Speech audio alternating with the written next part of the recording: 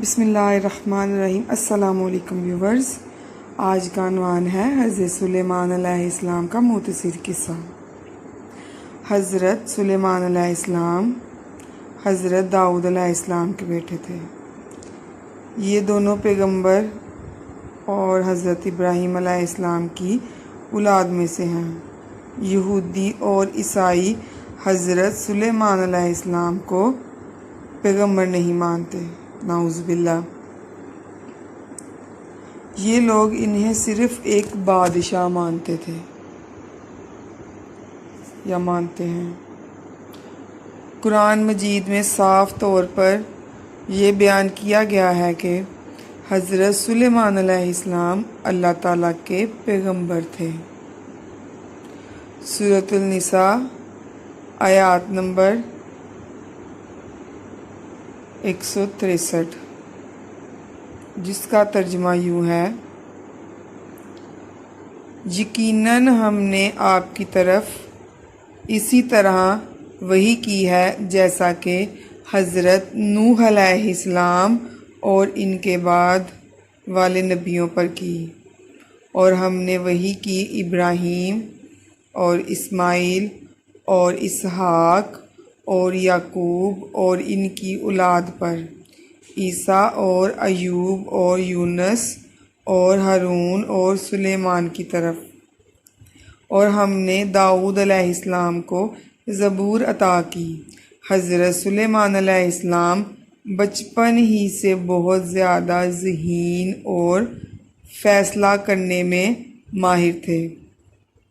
سورۃ الانبیاء آیات نمبر 76 اور 78، جس کا ترجمہ یوں ہے: داؤد علیہ السلام اور سلیمان علیہ السلام کو یاد کیجیے جب کہ وہ کھیت کے معاملے میں فیصلہ کر رہے تھے۔ کچھ لوگوں کی بکریاں رات کو اس میں چر گئی تھیں اور ان کے فیصلے میں ہم موجود تھے۔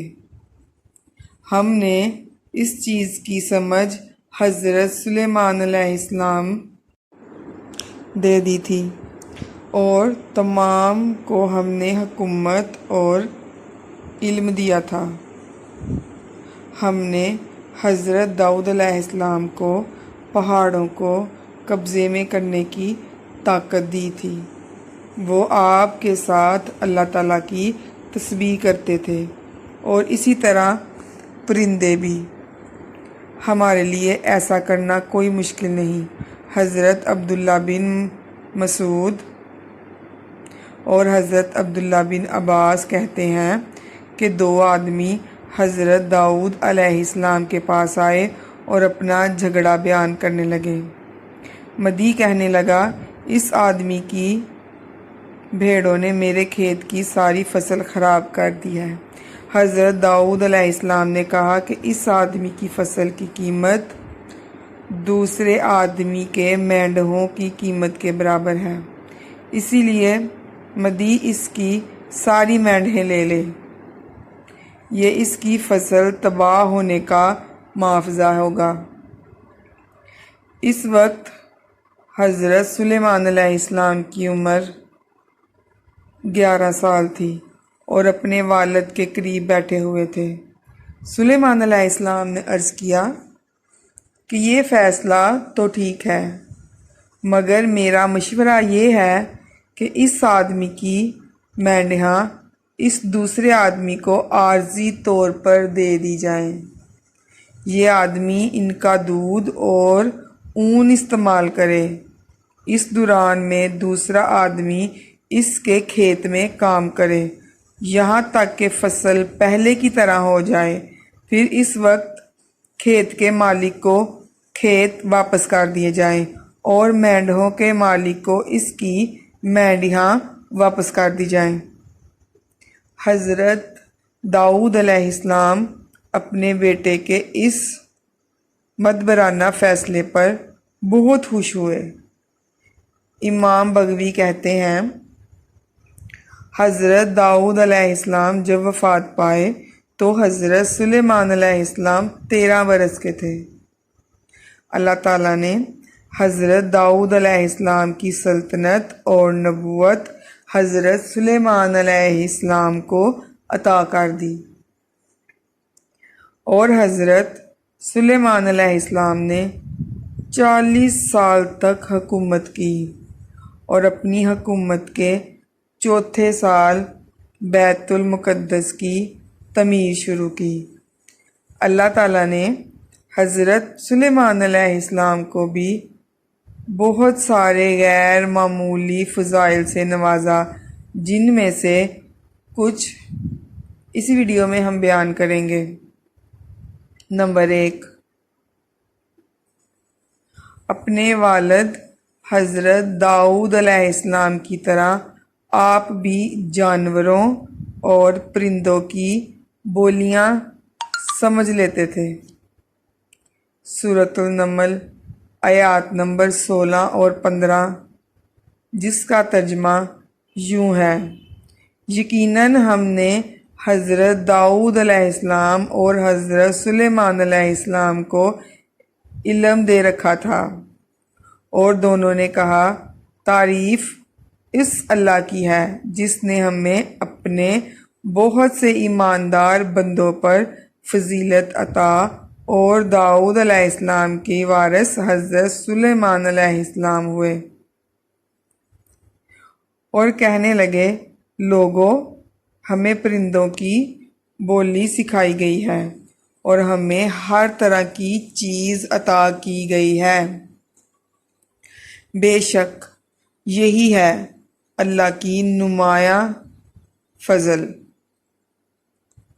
نمبر 2، ہواؤں کو حضرت سلیمان علیہ السلام کی تابع کر دیا تھا۔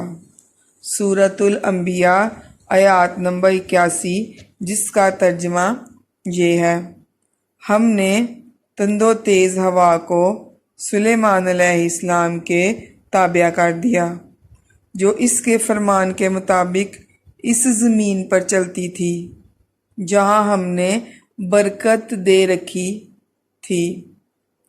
سورۃ الصاد آیات نمبر 36، جس کا ترجمہ یوں ہے: ہم نے ہواؤں کو اس کے قبضے میں دیا تھا، وہ انہی کے حکم سے چلتی تھی، بڑی نرمی کے ساتھ وہ جہاں چاہتے تھے اس کو پہنچا دیتے تھے۔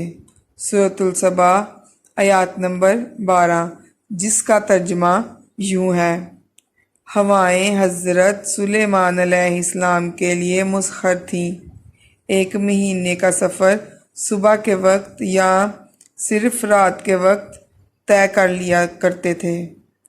یہاں پر قرآن نے 3 چیزیں بتائی ہیں۔ نمبر 1، ہواؤں پر آپ کا مکمل اختیار۔ نمبر 2، بہت تیز ہوائیں بھی آپ کے لیے بہت ہی آرام دہ اور پرسکون سے چلتی تھی۔ نمبر 3، آرام دہ رفتار کے باوجود ہواؤں کے ذریعے وہ مہینوں کا سفر 1 دن میں طے کر لیا کرتے تھے، 1 مہینے کا سفر وہ 1 شام میں طے کر لیا کرتے تھے۔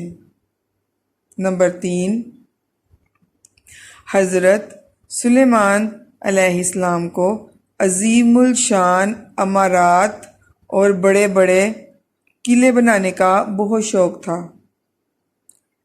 اللہ تعالیٰ نے ان کے لیے پگھلے ہوئے تانبے کے چشمے نکال کر عمارات بنانے کا عمل آسان کر دیا۔ سورۃ الصبا آیات نمبر 12، جس کا ترجمہ یوں ہے: ہم نے سلیمان کے لیے ہواؤں کو مسخر کر دیا، صبح کی منزل اس کے مہینے بھر کی ہوتی تھی اور رات کی منزل بھی، اور ہم نے اس کے لیے تانبے کا چشمہ بہا دیا، اور اس کے رب کے حکم سے بعض جنات اس کی ماتحتی میں اس کے سامنے کام کرتے تھے، اور ان میں سے جو بھی ہمارے حکم سے سرتابی کرتا ہم اس سے بھڑکتی ہوئی آگ کا مزہ چکھاتے تھے۔ نمبر 4، حضرت سلیمان علیہ السلام کی حکومت کی چوتھی خصوصیات یہ بھی تھی کہ اللہ تعالیٰ نے تمام جانوروں اور پرندوں اور جنوں کو ان کے قبضے میں دے رکھا تھا، کیونکہ سلیمان علیہ السلام نے اللہ سے دعا کی تھی انہیں ایسی حکومت دی جائے جس کے بعد ایسی حکومت کسی کو نہ ملے۔ سورۃ الصاد آیات نمبر 35، جس کا ترجمہ یوں ہے۔ حضرت سلیمان علیہ السلام نے کہا، اے میرے رب، تو مجھے معاف کر دے اور مجھے ایسی بادشاہی دے جو میرے بعد کسی کو سزاوار نہ ہو، بے شک تو ہی عطا کرنے والا ہے۔ اللہ تعالیٰ نے ان کی دعا قبول عطا فرمائی، جیسا کہ اوپر مذکور ہے۔ جنات حضرت سلیمان علیہ السلام کے لیے ہر قسم کے کام کر دیا کرتے تھے۔ سورۃ سبا آیات نمبر 13، جس کا ترجمہ یوں ہے۔ جو کچھ سلیمان چاہیں جنات تیار کر دیتے، مثلاً قلعے اور مجسمے اور حوضوں کے برابر لگن اور چولہوں پر جمی ہوئی دیگیں۔ اے آل داؤد، اس کے شکریہ میں نیک عمل کرو، میرے بندوں میں سے کم لوگ شکر گزار ہوتے ہیں۔ حضرت سلیمان علیہ السلام نے ایک اہم کام جنوں کو سپرد کیا، وہ یہ کہ مسجد الاقصیٰ کی تعمیر کریں، جو بہت ہی عظیم الشان اور وسیع و عرض عمارت ہو۔ یہاں یہ بات قابل ذکر ہے کہ جس طرح حضرت ابراہیم علیہ السلام نے مکہ میں کعبے کی تعمیر نو کی تھی، اسی طرح حضرت سلیمان علیہ السلام نے مسجد اقصیٰ کی تعمیر نو کی تھی۔ ایک مرتبہ حضرت ابوذر غفاری رضی اللہ عنہ نے حضرت محمد صلی اللہ علیہ وآلہ وسلم سے پوچھا کہ دنیا میں سب سے پہلے کون سی مسجد بنی ہے؟ آپ نے کہا، مسجد الحرام۔ حضرت ابوذر رضی اللہ عنہ نے پوچھا، اور کون سی مسجد اس کے بعد تعمیر ہوئی؟ آپ صلی اللہ علیہ وآلہ وسلم نے فرمایا، مسجد اقصیٰ۔ ابوذر غفاری رضی اللہ عنہ نے پوچھا، دونوں کے درمیان کتنے عرصے کا فاصلہ ہے؟ آپ صلی اللہ علیہ وآلہ وسلم نے فرمایا، 40 سال۔ ایک مرتبہ حضرت سلیمان علیہ السلام نے چونٹیوں کی بات سنی، جس کا ذکر بہت دلچسپ ہے۔ سورۃ النمل آیات نمبر 17 اور 19، جس کا ترجمہ ہے، اور ایک مرتبہ حضرت سلیمان علیہ السلام کے سامنے ان کے تمام لشکر اور جنات، انسان اور پرند پر مشتمل تھے، جمع کیے گئے، الگ الگ درجہ بندی کر دی گئی۔ جب وہ چونٹیوں کے درمیان میں پہنچی اور ایک چونٹی نے کہا، اے چونٹیوں، اپنے اپنے گھروں میں گھس جاؤ، ایسا نہ ہو کہ بہجری میں سلیمان علیہ السلام اور اس کا لشکر روند ڈالے۔ اس بات پر حضرت سلیمان علیہ السلام ہنس دیے اور دعا کرنے لگے، اے پروردگار، تو مجھے توفیق دے کہ میں تیری ان نعمتوں کا شکر بجا لاؤں جو تو نے مجھ پر انعام کی ہیں، اور میرے ماں باپ پر، اور میں ایسے نیک اعمال کرتا رہوں جن سے تو خوش رہے۔ مجھے اپنی رحمت سے نیک بندوں میں شامل کر لے۔ ان آیات میں اللہ تعالیٰ نے حضرت سلیمان علیہ السلام کے معجزوں کو بیان کیا ہے کہ سوچئے کہ وہ ایک انتہائی چھوٹی مخلوق چونٹی کی آواز کو بھی دور سے سن اور سمجھ سکتے تھے۔ ان سب معجزات سے ہمارا ایمان اور کئی ہوتا ہے۔ یقیناً بے شک اللہ تعالیٰ بہت طاقتور ہے۔ اور وہ اپنے چنے ہوئے بندوں پر طرح طرح کے انعام و کرام کرتے ہیں۔ چونٹیوں کے اس قصہ میں اللہ تعالیٰ کی کئی نشانیاں ہیں۔ اس اہمیت کی وجہ سے سورت کا نام سورۃ النمل رکھا گیا۔ النمل کے معنی چونٹی ہیں۔ یہاں پر یہ چیز بھی قابل ذکر ہے کہ بابل کا ترجمہ کرنے والوں نے حضرت داؤد علیہ السلام اور حضرت سلیمان علیہ السلام کے بارے میں بہت سارے من گھڑت ناز و بیاں اور قابل شرم واقعات نقل کیے ہیں۔ دعا ہے کہ اللہ تعالیٰ ان تمام ترجمہ کرنے والوں کو قرآن کی تعلیم سیکھنے، سمجھنے اور ماننے کی توفیق دے، آمین۔ جو ہمارے چینل پر نئے ہیں پلیز سبسکرائب کرنا مت بھولیے گا اور لائک اور شیئر ضرور کیجیے گا اور کمنٹس کر کے ضرور بتائیے گا کہ ہماری آج کی ویڈیو آپ کو کیسی لگی۔ خوش رہیں، آباد رہیں، جہاں رہیں۔ اللہ حافظ۔